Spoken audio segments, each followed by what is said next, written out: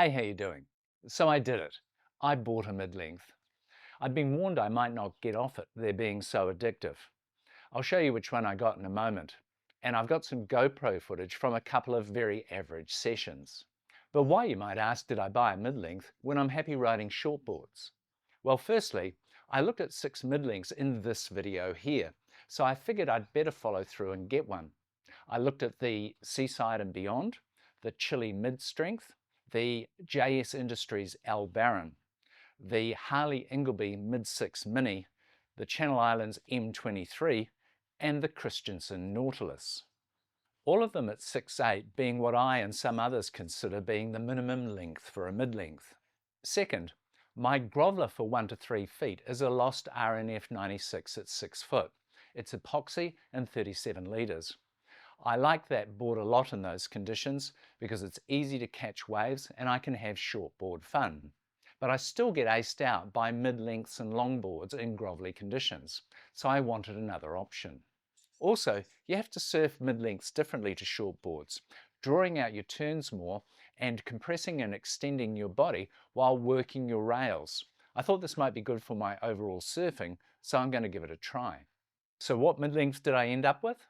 If you've watched my mid-length video, you'll know that I ultimately settled on the Harley Ingleby Mid-6 Mini by Tolhurst at 6'8" by 20 1/4 by 2 11/16 at 39 litres.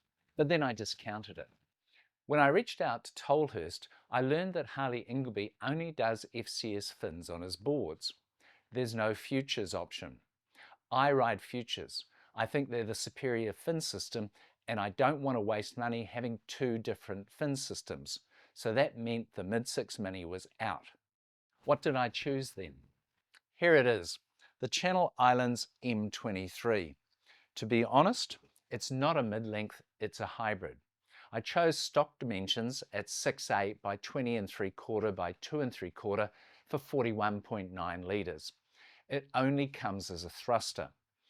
I went with PU over the torque construction because I wasn't convinced by the torque technology. Why is the M23 a hybrid? Well, it's got a sleeker outline with a narrower nose and medium rocker front and back. Typical mid-lengths tend to have a wide nose and are flatter. It's also got shortboard contours with a single concave going down to a double concave. What differentiates it from a standard shortboard, though, is a spiral V. Looking at it here, you can see that the bottom contour goes from flat in the first third of the board to a gentle single concave as it moves down away from the nose, and then gradually turns into a double concave with a V in the tail area, starting just before the 2 side fins, more pronounced at the middle of the side fins, then very pronounced V at the center of the tail fin, where the stringer line is higher than the rail lines, while the double concave deepens, before it all drops off and flattens out through the tail. That's a spiral V. I've had 3 surfs on the M23 now in very average 1-foot conditions.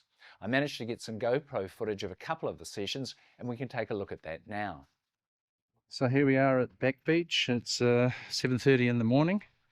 Down south in Taranaki, and it's the first time for me to be taking out my first mid-length M23.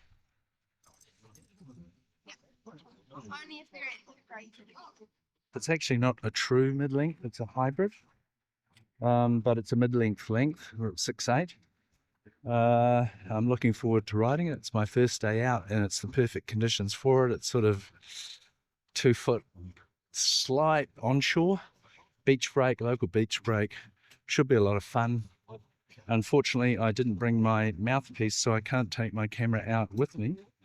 Well, that was essentially 1-foot slop out there, but a good wave to check out my CIM 23 mid-length for the first time. Obviously, I was trying to surf it like a shortboard on the first wave I got, which didn't work. But once I got used to the length, it's 6'8", and it's a PU, so it's not a light board, but I preferred the PU over the torque.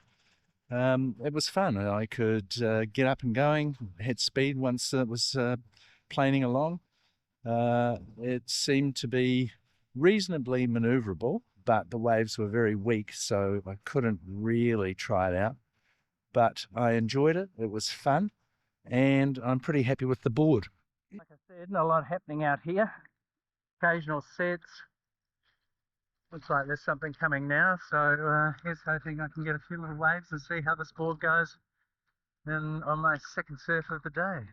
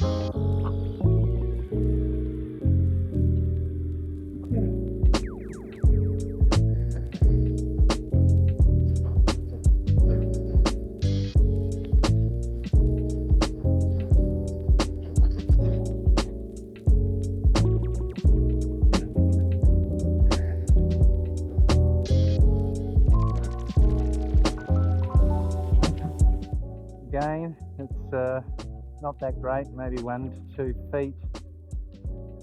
Offshore southwest, once again at Taranaki's premier right-hand point break.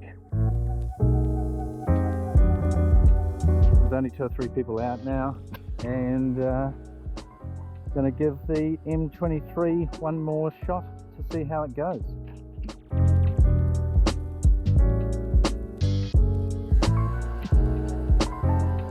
Southwest wind is getting up, so hopefully it's not going to make it up too much, but again, best conditions for it. You know, small, 1 to 3 feet. PU board, so we'll see how it goes. It doesn't, you can't throw it around like a short board, but then if I wanted to throw it around like a short board, I'd ride a short board. So here we go.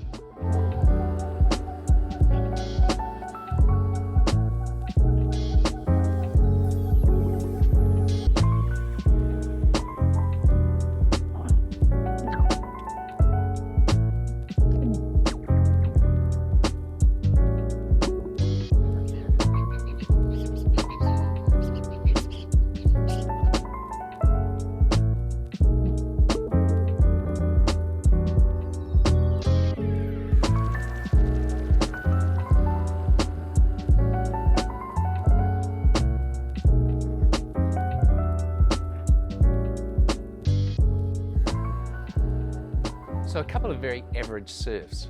What did I learn? In comparison to my 6-foot Lost R&F 96 that I would normally ride in grovelly conditions, the M23 is a very different experience. The M23 was definitely easier to get into smaller waves in most but not all conditions. You can't quickly spin it around and pop and cork it to get going like you can on a shortboard. It had reasonably good acceleration coming out of bottom turns. It went into cutbacks relatively easily, but obviously more drawn out, being a mid-length.